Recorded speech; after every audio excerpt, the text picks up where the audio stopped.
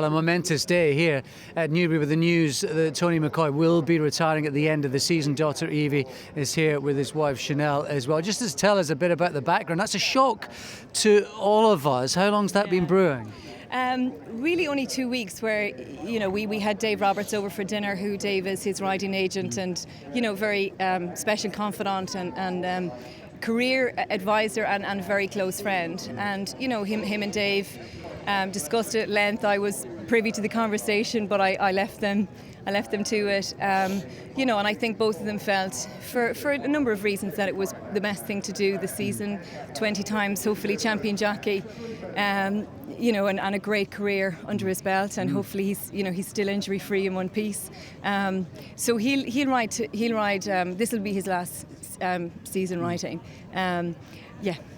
Is that? I mean, it's probably quite an emotional day, I suspect, for everybody, for the family. As a wife and a mother, is that good news in a way for you? Yeah, I mean, I think when the season started this year, and he had a bad injury and stuff, I was quite keen for him to retire this season, but. Again, he's got to live with the consequence of his decision, and it was very much something that he made his own mind up on. And I think it's important to go out on top. And what were the motivating factors? What were the most important things in that decision? Well, I suppose really, he was. Anthony's always very conscious about going out and being successful, going out on top. 20 is a nice round number. And I think probably that was more the motivating thing, because really he doesn't tick any boxes to retire. Injuries don't faze him. He doesn't mind wasting. He doesn't mind starving, doesn't mind hot baths, doesn't mind all the hundreds of hours in the car. So all those things didn't bother him, and he's still hugely driven.